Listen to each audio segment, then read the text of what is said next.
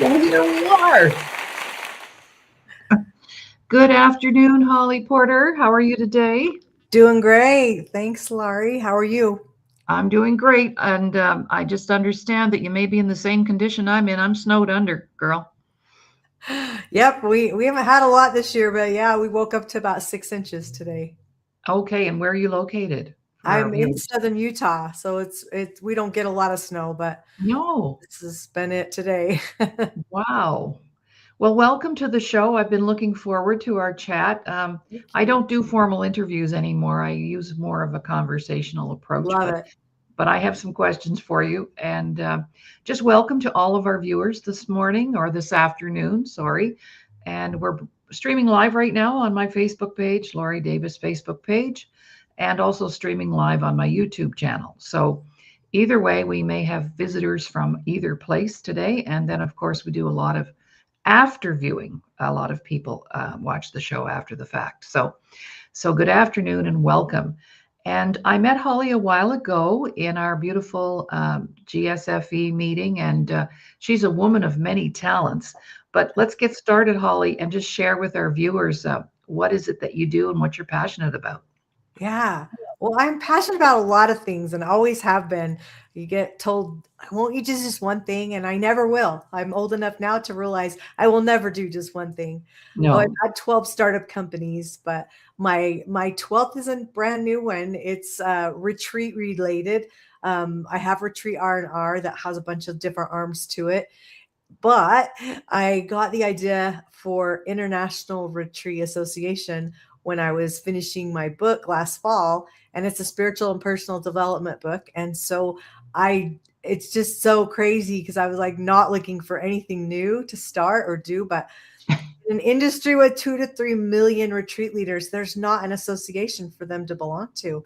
So I'm just thrilled to be able to bring it wow, to the world and make it happen.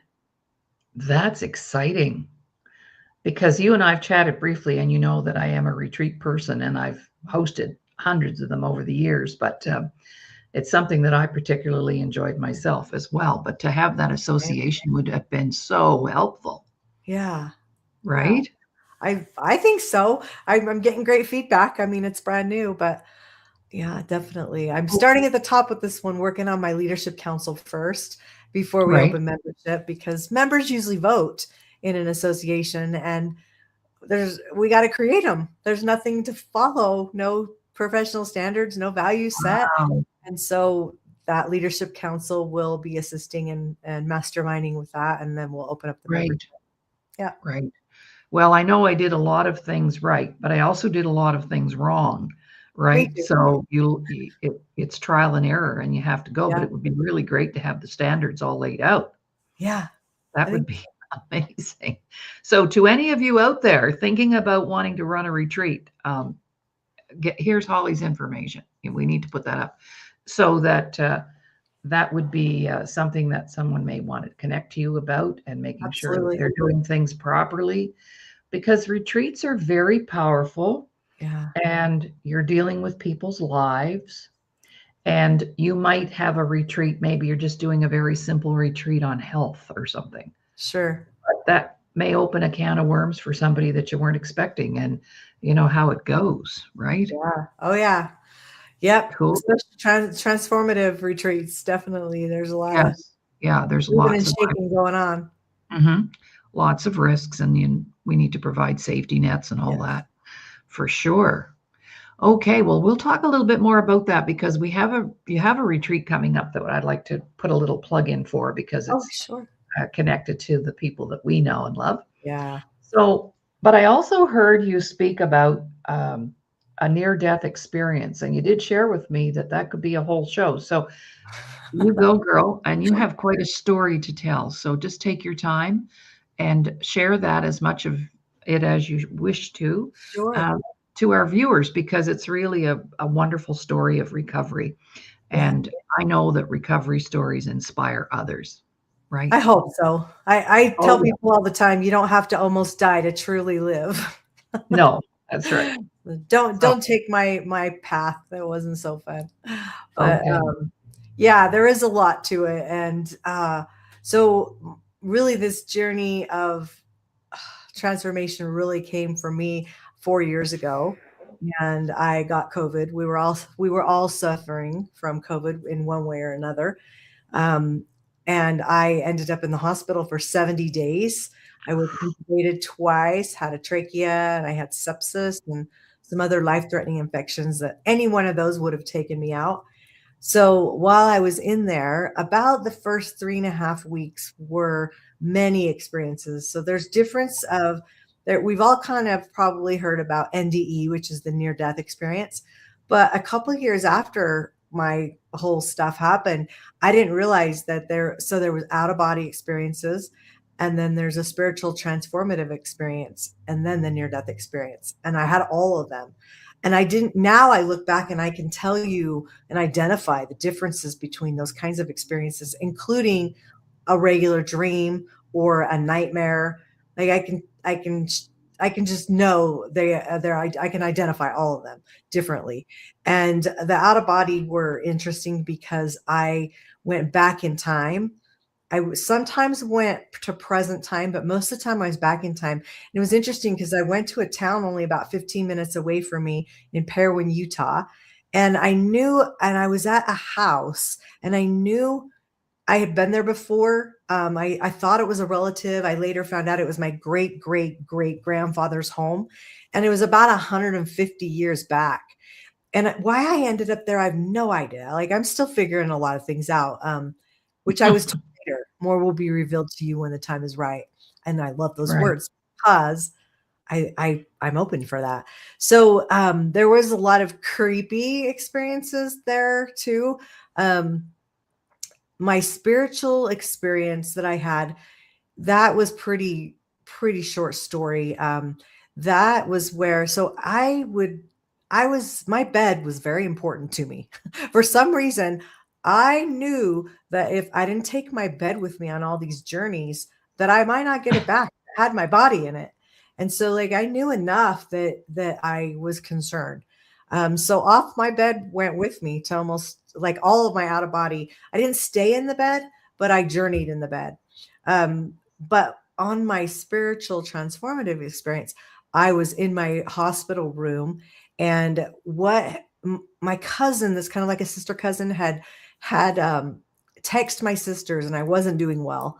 And she knew it. And she said, will you read her this text? I know that Holly's not doing well, and I feel strongly you need to read this to her. Well, the gist of it was her spiritual experience praying for my husband and I. He couldn't even come see me for 3.5 weeks, which is when all these experiences happened, because he had COVID and they wouldn't let him visit.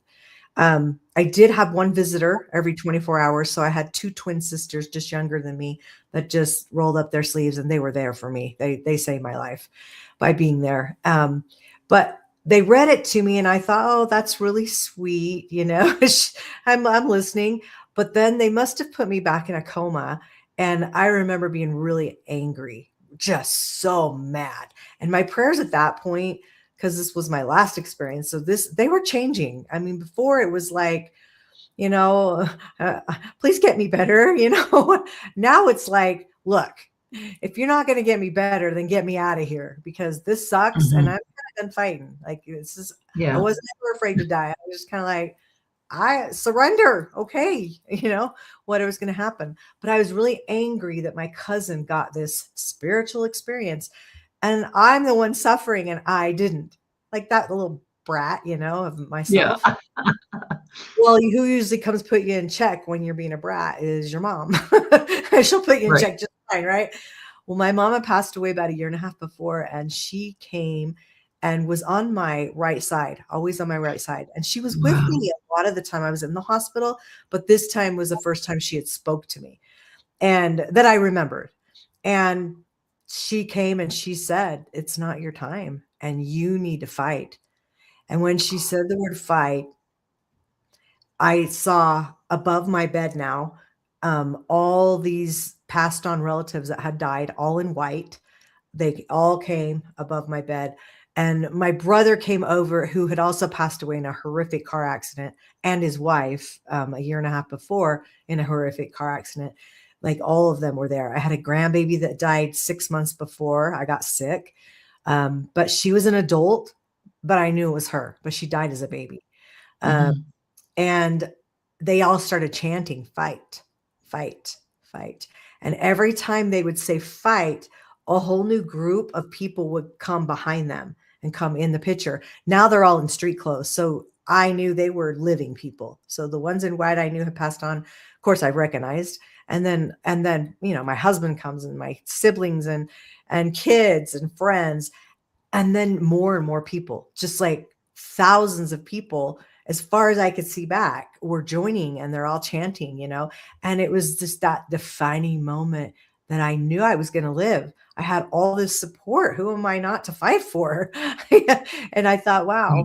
Later, I realized I think all those people in there that I didn't recognize, I believe they were all the prayer lists that I was on all over the world, because I had friends all over the world, and they were hanging on to social media for those updates, because I don't think anyone really thought I was going to make it. It was very grim. And it was a long road back after that, but that was like probably one of my favorite experiences, just because it shows how much love we can have for others even if we don't know them. And it just Right. Wow. Wowzers. That's amazing. All of my indigenous friends will love that story because that's something that they would share like that. I've heard that before, and I've had a few experiences of my own, which I can share one if you like. yeah, I'd love to. I've worked on and off reservations for about 30 years, Yeah. and I still have lots of indigenous clients and friends. And so my husband Ron and I, we were at a calling of the spirits ceremony on the East Coast. This is, and we were in this big circular healing center on the reserve, and all the lights were out, but the drummers were there, and Wow. they were calling all the ancestors in. So it was my first experience with that, and I was a little scared, but wanted to learn more about the culture. So, of course, whenever you go to a function hosted by our First Nations people, there's always great food. And so, halfway through the ceremony, the lights went on and the food trays came out, but there was going to be more because you also feed your ancestors. So, we had to Right. take a little plate of food and serve it to our ancestors who were in the room. And this woman across the room from me, because we were all sitting in a big circle, and there was a sunken center where the drummers were. She comes across, she's walking over towards me, and she looked at me and she said, Thunderbird woman, it is so wonderful to see you. I said, do we know each other? Oh, we've known each other for years. Oh my goodness. You helped bring up my children. What? Oh. And then she walked away and completely disappeared. Oh my goodness. And that was my spirit. That is my spirit name, Thunderbird Woman. And Wow. I was Oh, like, wow. I wasn't dying or anything, but I know what you're yeah. talking about. And there's Yeah. that space, isn't there? That spiritual space that for many of us we're very disconnected from. And that's Yes. there to support us and to help us and to get knowledge. And Yeah. so thank you for sharing that. That's fabulous. Yes.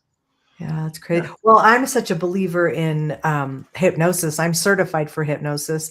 Oh, are you? And recently I've decided I'm if people want to do a hypnosis session on their near death experience or a spiritual experience, I'm so in for it, because 2 years after all of this, the 2 years, I call the 2 years of hell.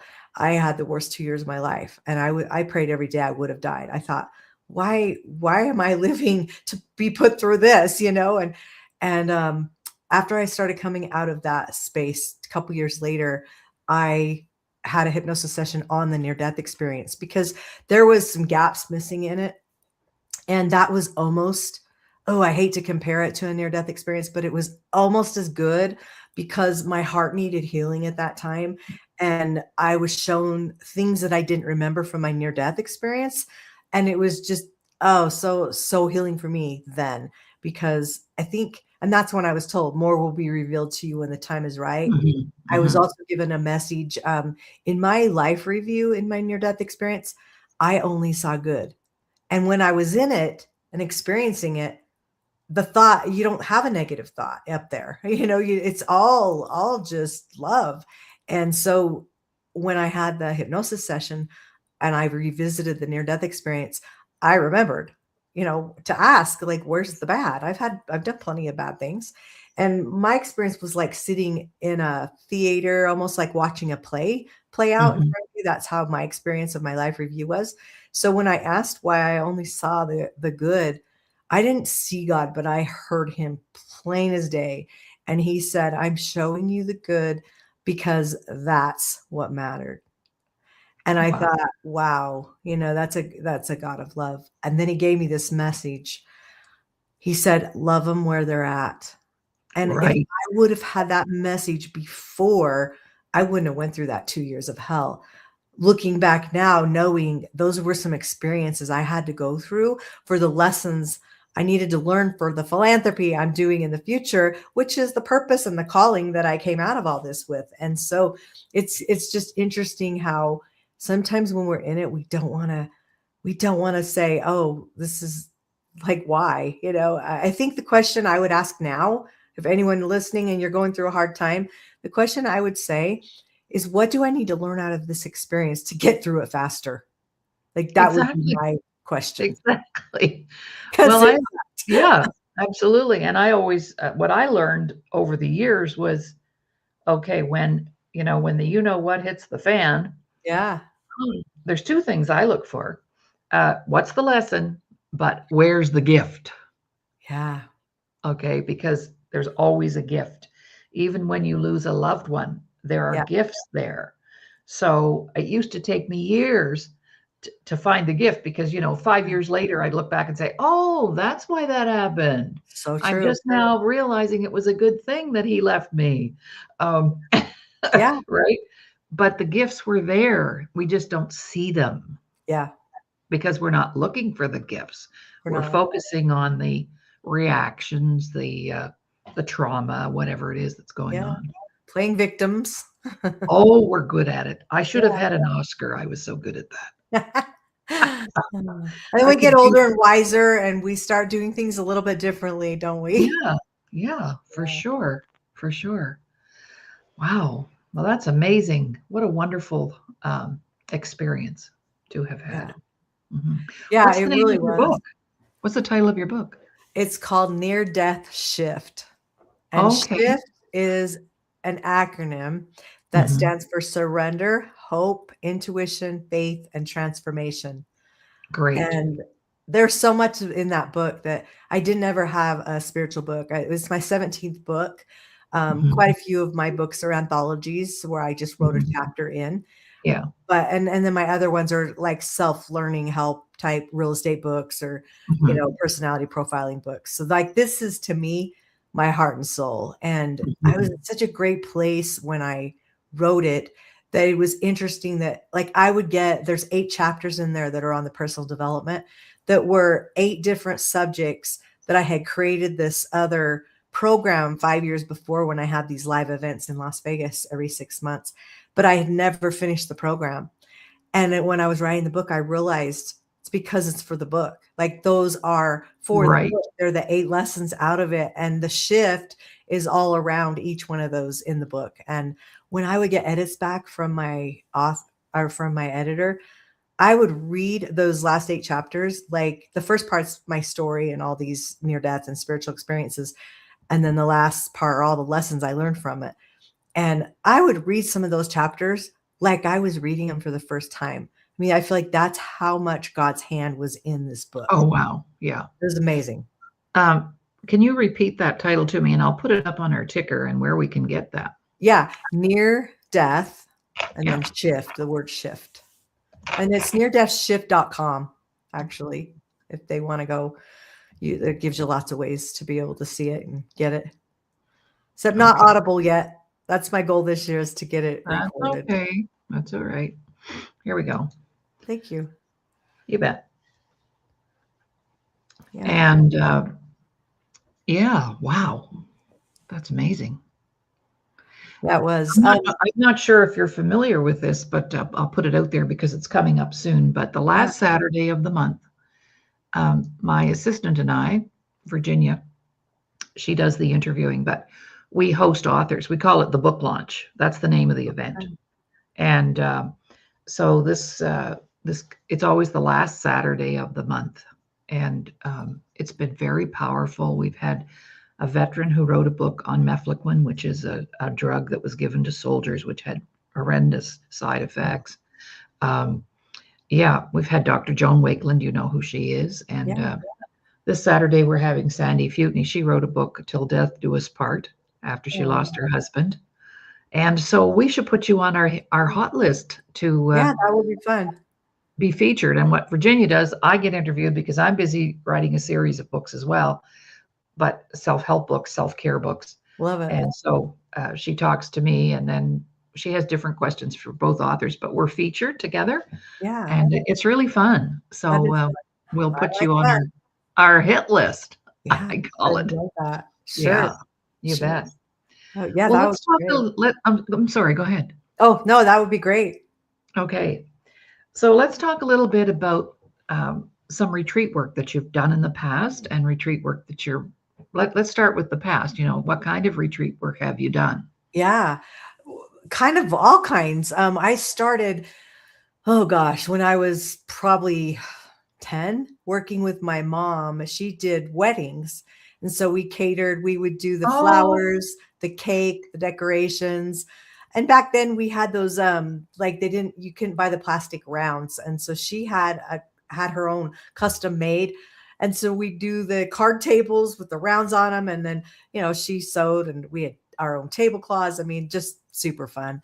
So there was some fun times with that. So I kind of got doing events through her, and then I loved attending events. And then I got into a lot of personal development stuff, which of course brought me into the retreat world while I was raising my family, just all different kinds of types of things, which is nice because I think when you get a little bit of variety, then you get to see what really works and what doesn't, and what you like and what you don't. So the Retreat Association is my 12th startup company, and they're not really all related. They're kind of, but I've had several for 20 years. I just usually have, I don't know, 2 to 4 at a time, different companies that we're working on. And so the retreat stuff was created a few years ago. I came up with this idea for retreat R&R, and I pitched the day I found out I had COVID. So it was about 4.5 years ago, to a guy that I wanted to partner with that had a billionaire backer. And I was so excited. I thought this is going to be great. And what it looked like was an Airbnb for retreats. So it was a booking and hosting site for retreats. That was part of the company. And there was a phase 2 piece of it. I'm a real estate broker now, 20 years. And there was a real estate piece where we would help broker buyers and sellers of luxury retreat properties. So everything was around retreats, but all different kinds of niches. Um, and the software, I realized, so that was one of the things I was told in my near death experience, was to start a nonprofit, number one. Number two, to not partner with them. So I pitched them the day I had COVID. And then here I go a week later, I go into the hospital for 70 days.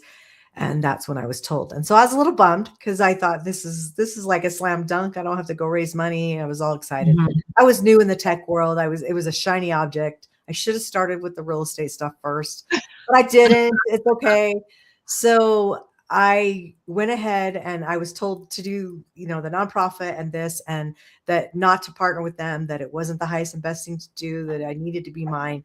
So about 3 months after I got out of the hospital, which I had long COVID, and I really was sick for a long time, like a year and a half.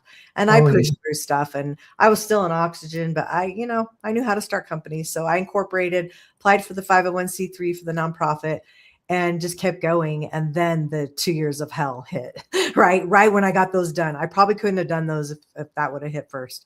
And so things were slow moving, and I just kept going there. But I knew, so it wasn't, at that point, it wasn't really, I went from doing my own retreats and events to having a technology company that would help support that whole industry worldwide. And so it was just a lot bigger of an idea. And I already understood the industry. I had attended tons. I had had lots of retreats myself. It was just like the next step for me. Well, realizing the software still is in development, and we created quite a few things for it, but it needs about another $1 million to really make it what it needs to be. And Mhm. so I tabled it last year and thought, okay, let's just focus on the lecture retreat properties. Eventually I wanted to have a magazine for, retreats and travel, and a travel agency. That's just different arms to the company. And then I knew I was supposed to get that book done. So the book, everything like stopped. I just was like, okay, here's my deadline, 11/11, which is 1111. There's a lot of significance in my book about that. That's the day I got out of the hospital. So it just needed to be out that day. And so then that's when I got the association idea, and here we are. So that's what I'm Awesome. really focused on right now. Oh, well, I'm just going to just take a second because I just brought it in to show someone else. Just hang in. I think you'll enjoy looking at this. Oh, I'd love to. This was my first retreat center. Oh, wow. Lovely. And Is we it had, still Retreat Center now? Beautiful. no, no. Oh, But, what a beautiful place. and how I got that was just amazing. That was a miracle too. And I I had love 30 miracles. acres, 30 acres. I could sleep 18 people in their own beds. And it had been an equestrian center. Oh, And the yeah. lady that owned it just passed away this year. Um, she had the only indoor riding arena in our area in east of Toronto, let's say. Wow. Yeah. So she used to bring clients in. I think there were 65 horses there at the peak of her career. But here's an interesting fact. I mean, that's a long story, but Yeah. anyway, that was my first retreat center. And we were driving by. There was a for sale sign on it. And I said to my husband, this is 1998. Okay, we're talking nearly 30 years When ago. retreats weren't even a thing. You were No, way no, ahead of your no, time. I paved the way. Yeah. But I said, we need that. I said, I need that. I wonder how much they want for it. Wow. And my husband looked at me, and you know what he said? What do you care? If you decide you need it and you want it, somehow or other, it will be in your hands. That sounds like what my husband would say. You're going to figure it out. I know it. Right? And But don't we manifest ended, it. You're going to get yeah, it. we've had three, no, four actually Wow. big retreat centers, but that was the first one. And so what the owner did, the building, the downstairs part of the building were the stables, and they lived in an apartment upstairs. Oh, okay. And when she retired, she cut the arena in half Uh-huh. and sold that half. And then she spent 5 years renovating the inside. Oh It my was goodness. beautiful. I mean, Wow. top drawer, everything. Okay. Wow. But here's the thing, I brought in a group of my Indigenous clients for a retreat because we did retreats there.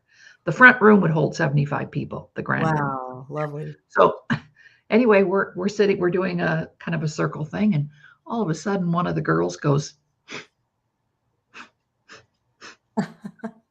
I said, are you okay? She said, I smell horses. And you could not smell anything that there had ever been a horse in there once the renovations were done. Wow. But she went, I said, how do you know? She said, they've been here. I can smell them. Wow. Isn't that amazing? That's just, and there, you never had horses on there? No, there hadn't been horses on the property in years. And she had, when she sold the barn and everything and got rid of the horses, then she spent the next 5 years Wow. inside that building, renovating it and putting in beautiful carpeting and painting and walls. And you couldn't smell Unreal. horse. Hmm. Isn't that? But that Gee. native woman could smell those Wow. horses. They're amazing. It's maybe that was like a spirit guide or something. I don't know. Yeah, yeah, exactly. Wow. Yeah. Well, let's talk a little bit about an upcoming retreat that you're helping to put together for our beautiful GSFE sisters in Yeah. Utah. So, can you want to just share a little more about that? Because some of them may Sure. be listening today. Over to Oh, you. sure. Well, I hope they are. And if they Mhm. haven't signed up, I hope they will. Yes. So this is the first retreat of its kind that GSFE is putting together. Global, what are we? Global Society of Female Entrepreneurs is what that stands for, Mhm. if you're Mhm. listening. And it's a group that has chapters all over. And so I'm in a virtual one because I'm in Utah and we don't have a chapter, but you can go check it out. Um, so it's going to be in St. George, Utah, which is about 2 hours out of Las Vegas. There is an airport there as well, just not as big. And it is on Thursday, September 17th until Sunday, September 20th. It's 3 nights, 3 days. And yeah, it's going to be, I think it'll be amazing. They're going to have a lot of, activities, but it's also for relaxation. There's a huge, what do they call it?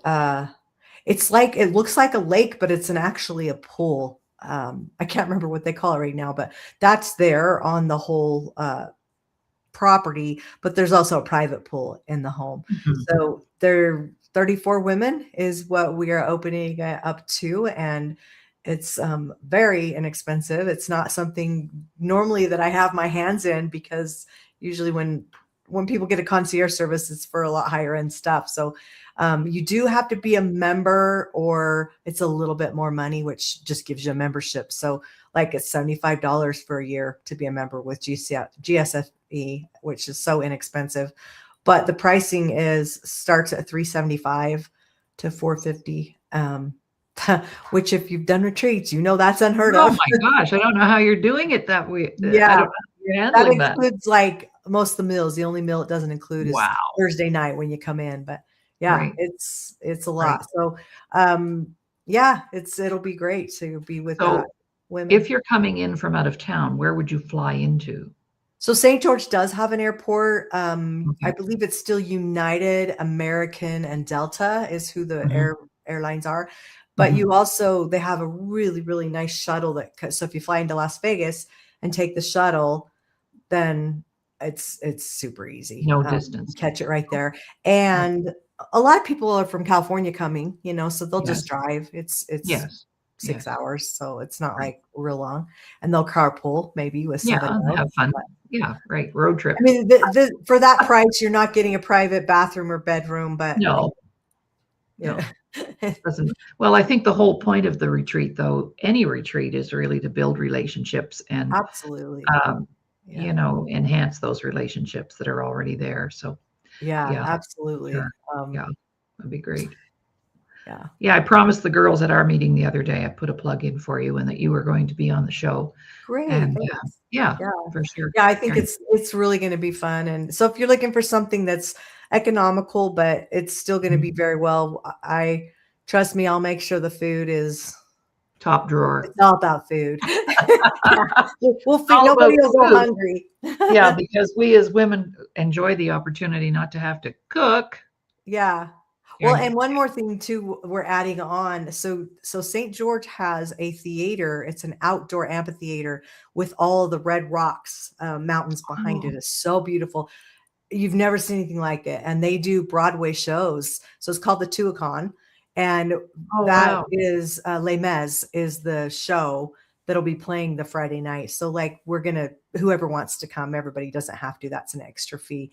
But Right, we'll all carpool over there and go see that. right. But it's something else. It'll be Oh, something wow. to participate in for sure. Right. So again, back to you. When you did your own personal retreats, what kinds of work did you do and what kind of retreats did you host? I have done women mostly, but I've done some couples. Sun, I have to think what I used to call it. Sun, sand, no, sand, sun, and your business. No. I'm trying to remember. It was like, fun, sun, sand, and your business plan, something like that. And Oh, so cool. it would be, this one was fun. It was for couples and it was like 2.5 days. And so we split it up and we would do, it was right. We stayed in an Airbnb for this and it was right by a lake and so we had jet skis and we actually had a business with jet skis. And so jet skis and side-by-sides are like a lot of people don't know what those are, but they're like a doom buggy four-wheeler car on a combo, but they go in the Okay. sand. They were super Oh, fun. wow. So So you would have half a day going in the sand. The sand dunes were at the lake. It was the coolest thing. Oh, And wow. then we would jet ski. And that was Right. like the fun part of it while we were building our plans. And they were businesses, husband and wives did together, or they just supported one or the other, and we would just create. And I usually did it in September because the weather was really good. And it was Mhm. in St. George as well. I've done cabin type things where it's a little colder, beach. It just, Oh, wow. Awesome. I have never had my own venue, so kudos to you. That's not really a desire of mine to have. I'd rather do the real estate side of things where we put buyers and sellers together. And I Sure. also have a plan to do fractional real estate ownership where, like, maybe there's a group of people that want to own 5 or 6 venues and they own them together, but they don't want to run them. So then we tap into the retreat leaders who would make their dream come true, because there's a lot of them that'll never be able to have their own venue.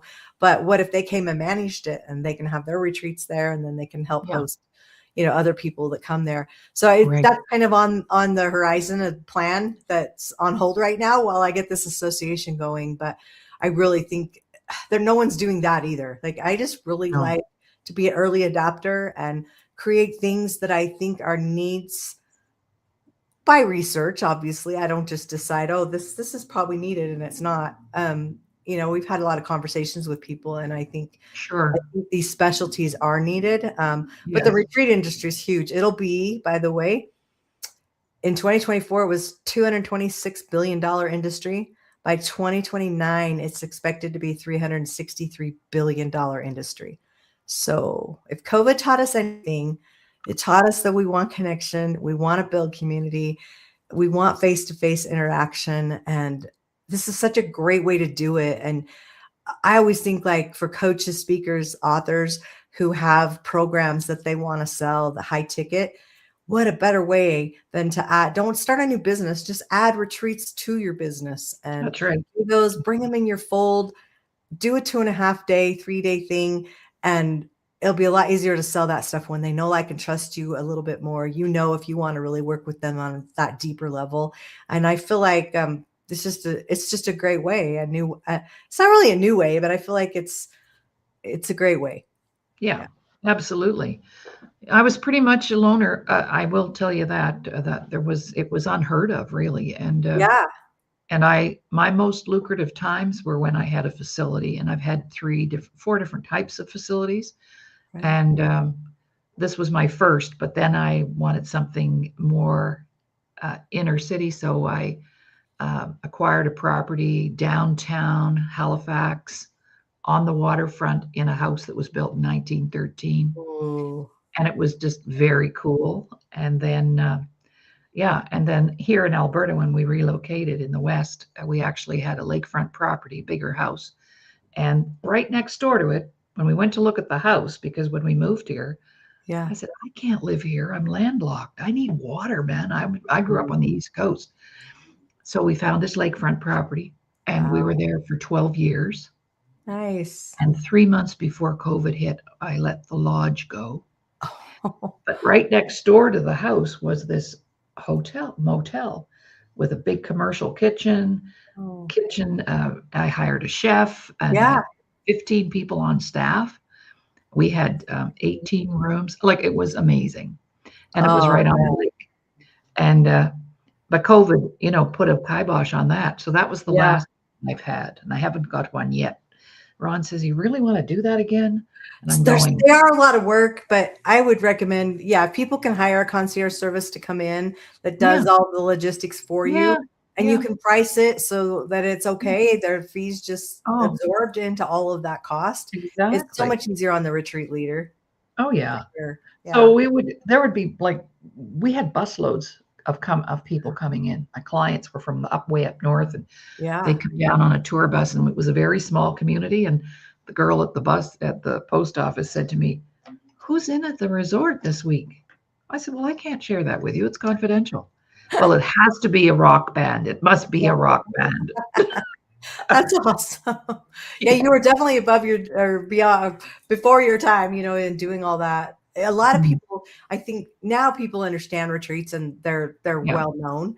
Yeah. But before it was like yoga made it very popular. I would say Yes. they kind Yeah. of put it on the map, and they're Yeah. still out there. There's lots of yoga retreats and things, but now I think corporations are realizing by getting their employees out and doing adventures, there's So so many. healthy.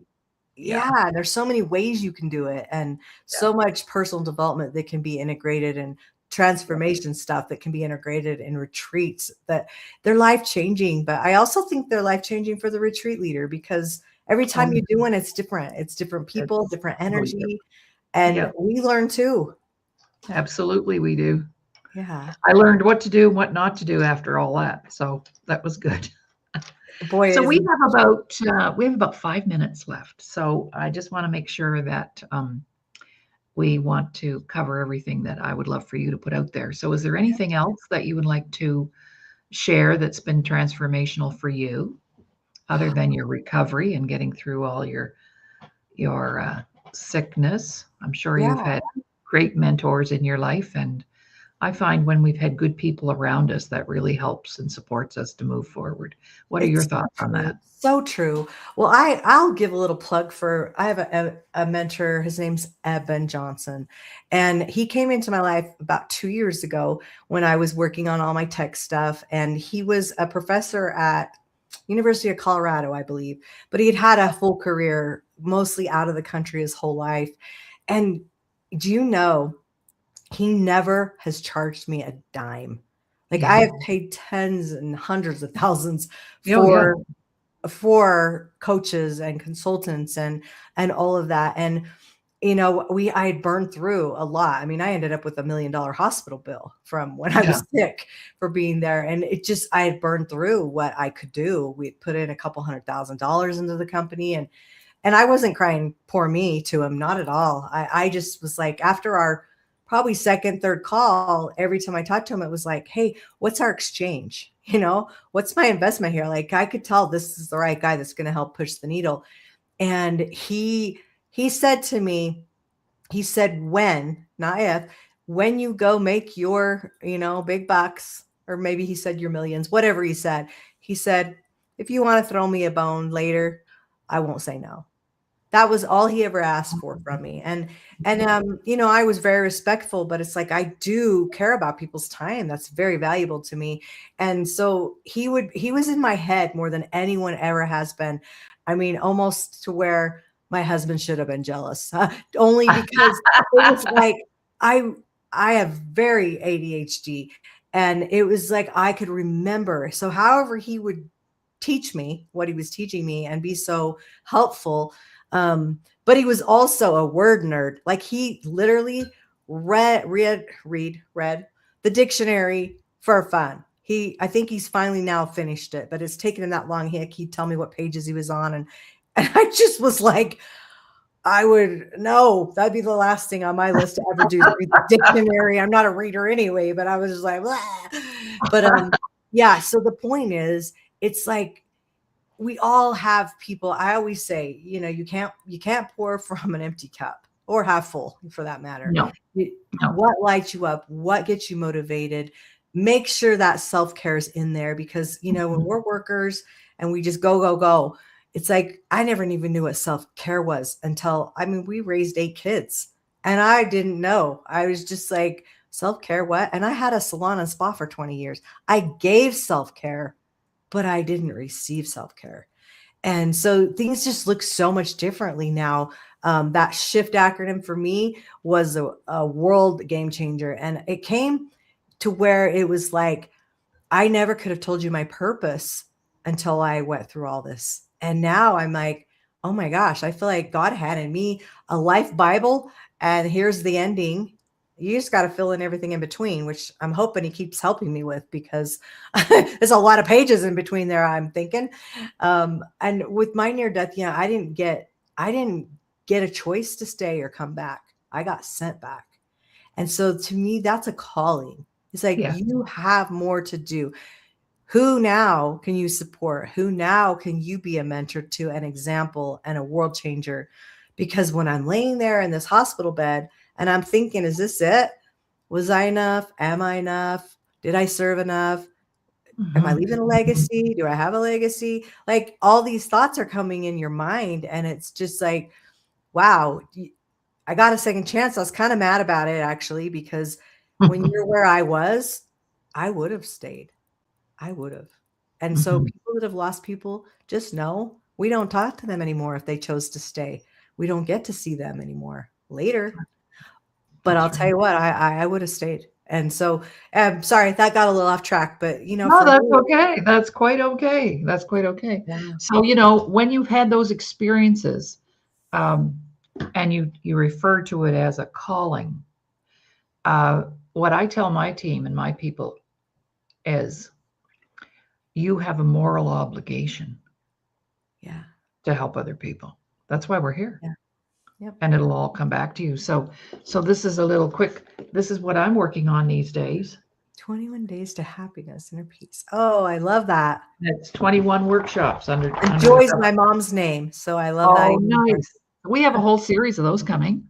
I love that. And it's just Oh, been such a pleasure to have you on the show well, thanks and for get to having me, know you Laurie. better, to get to know you. This is how I get to know people and have fun at the same time because I love broadcasting. Well, I hope you can come to St. George and we can hang out. Well, I would love to do that. I'll give it some thought. Just been a little gun shy about going out of the country right now. Yeah, So, I understand. um, but we can give it some thought. So, thank you so much again for Great. being here, Thank you. and look forward to talking with you again. So, we're going to end the show, and I just want to thank everybody that's been watching today. We've had some live viewers today, so I appreciate you taking the time out to meet Holly and learn more about her. And let's see, next week, I just do a show every Friday. We're going to convert to Thursdays, I believe, but Oh, because nice. Friday, once the weather gets good here, we like to take extra weekends, you see. Ah, And I don't want that to be interfering. So, there you go. yeah, next week we have Yvette. Okay. Thank you, Holly. Perfect. Thank you. Everybody have a terrific weekend. Make it great. Bye for now.